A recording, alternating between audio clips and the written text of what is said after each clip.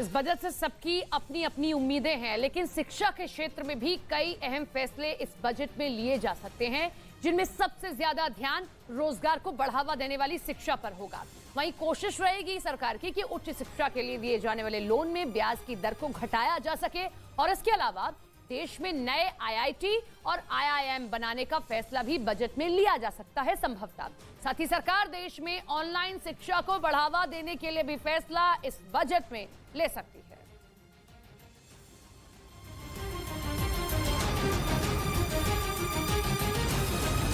आज भारत दुनिया की 5वीं सबसे बड़ी अर्थव्यवस्था है और 2030 तक भारत को दुनिया की 4थी सबसे बड़ी अर्थव्यवस्था बनाने का प्लान है। लेकिन 2047 की इकोनॉमी को लेकर भी मोदी सरकार ने अभी से टारगेट सेट कर दिया है।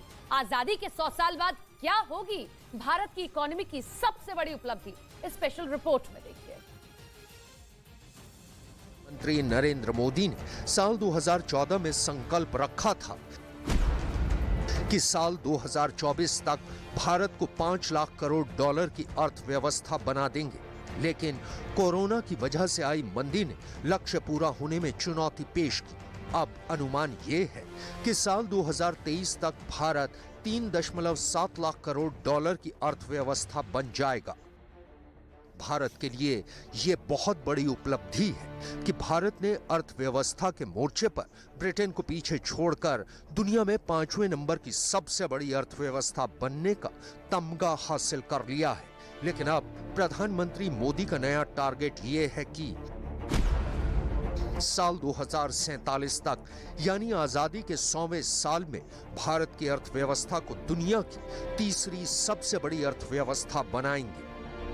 मुख्य आर्थिक सलाहकार अनंत नागेश्वरन का दावा है कि भारत साल 2030 तक 7 लाख करोड़ डॉलर की अर्थव्यवस्था बन सकता है।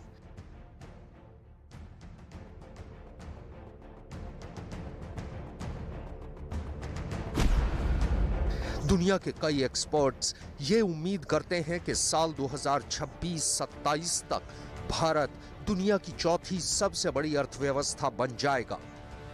फिलहाल भारत दुनिया में 5वीं सबसे बड़ी अर्थव्यवस्था के साथ पूरी आन बान शान और ताकत से विकास दर के मोर्चे पर दुनिया में सबसे आगे नजर आने वाला देश बना हुआ है।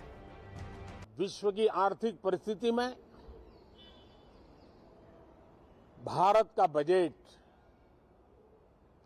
भारत के सामान्य मानवी की आशा आकांक्षाओं को तो पूरा करने का प्रयास करेगा ही, लेकिन विश्व जो आशा की किरण देख रहा है उसे वो और अधिक प्रकाशमान नजर आए। मुझे पूरा भरोसा है निर्मला जी इन अपेक्षाओं को पूर्ण करने के लिए भरपूर प्रयास करेगी। अगर 2023 के बजट की बात करें तो प्रधानमंत्री मोदी ने 2 मोर्चों पर जबरदस्त एक्शन प्लान तैयार किया है। पहला, भारत के अंदर देश की अर्थव्यवस्था की सेहत और दूसरा, दुनिया के दूसरे देशों के साथ बेहतर आर्थिक समझौते और व्यापार घाटे को कम से कम करने का लक्ष्य। इकोनॉमिक सर्वे में एक अहम बात यह भी सामने आई है कि प्रधानमंत्री गरीब कल्याण योजना ने देश के अंदर गरीबी घटाई है। इस योजना के तहत काले धन को बाहर लाकर गरीबों के विकास में लगाया गया है और गरीबों को मुफ्त अनाज दिया गया है। इससे लोगों की आर्थिक तंगी को दूर करने में काफी मदद मिली है। ऐसा भारत हो जिसमें गरीबी ना हो, जिसका मध्यम वर्ग भी वैभव से युक्त हो। ऐसा भारत हो जिसकी युवा शक्ति और नारी शक्ति समाज और राष्ट्र को दिशा देने के लिए सबसे आगे खड़े हो, जिसके युवा समय से 2 कदम आगे चलते हो। प्रधानमंत्री नरेंद्र मोदी ने गरीबों के हितों के लिए तमाम ऐसी मुफ्त योजनाओं को शुरू किया जिसकी वजह से गरीबों को सीधा लाभ मिलने लगा। डायरेक्ट बेनिफिट ट्रांसफर यानी डीबीटी ने करप्शन को कम किया है।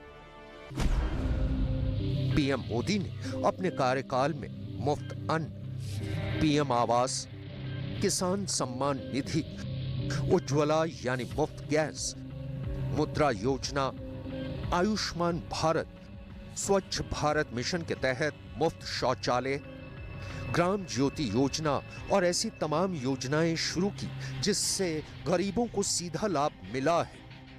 जीएसटी से पारदर्शिता के साथ साथ करदाताओं की गरिमा भी सुनिश्चित हो रही है। जनधन, आधार, मोबाइल से कुछ फर्ज लाभार्थियों को हटाने से लेकर one nation one ration card तक एक बहुत बड़ा स्थायी सुधार हमने किया है। बीते वर्षों में डीबीटी के रूप में, डिजिटल इंडिया के रूप में एक स्थायी और पारदर्शी व्यवस्था देश ने तैयार की है। आज 300 से ज़्यादा योजनाओं का पैसा सीधे लाभार्थियों के बैंक खाते तक पहुंच रहा है। आयुष्मान भारत योजना ने देश के करोड़ों गरीबों को और गरीब होने से बचाया है। इस साल 9 राज्यों में चुनाव है और 2024 के लोकसभा चुनाव को देखते हुए ये तय है कि इन योजनाओं को और ज्यादा सुलभ बनाया जा सकता है। लेकिन मध्यम वर्ग पर सबसे बड़ी मार पेट्रोल और डीजल के दाम की होती है।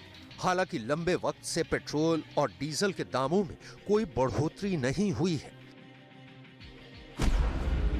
केंद्रीय पेट्रोलियम मंत्री हरदीप सिंह पुरी के बयान के मुताबिक दिसंबर 2021 से दिसंबर 2022 तक भारत में डीजल की कीमतें 3% बढ़ी हैं, अमेरिका में 34% बढ़ी हैं, कनाडा में 36% बढ़ी हैं, स्पेन में 25% बढ़ी हैं और ब्रिटेन में 10% तक बढ़ी हैं।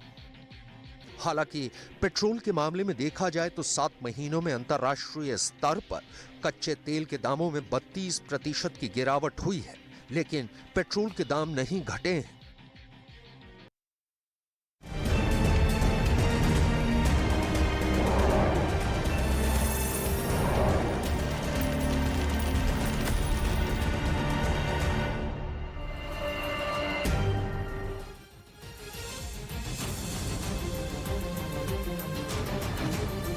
बजट नहीं बल्कि इसे मोदी सरकार अमृतकाल का बजट कह रही है और देखना यह है कि इस बजट में किसके लिए क्या खास आता है। बिल्कुल, तो सुबह 11 बजे वित्त मंत्री निर्मला सीतारमण बजट 2023-24 पेश करने वाली हैं। इस बजट को अमृतकाल का बजट बताया जा रहा है। मोदी सरकार का टारगेट है कि साल 2047 तक जब आजादी के 100 साल पूरे हो रहे हैं तो देश विकासशील देश से विकसित देश बन जाए और इसी को ध्यान में रखकर वित्त मंत्री अमृतकाल का बजट पेश करने वाली हैं। मोदी सरकार के दूसरे कार्यकाल का ये आखिरी फुल बजट है और इस साल 9 राज्यों में चुनाव होने हैं, साथ ही साथ अगले साल लोकसभा चुनाव भी होना है। इसीलिए सवाल उठता है कि क्या वित्त मंत्री लोक लुभावन बजट पेश करेंगे या फिर देश की अर्थव्यवस्था को रफ्तार देने के लिए सरकार एक बार फिर ग्रोथ ओरिएंटेड बजट पेश करने वाली।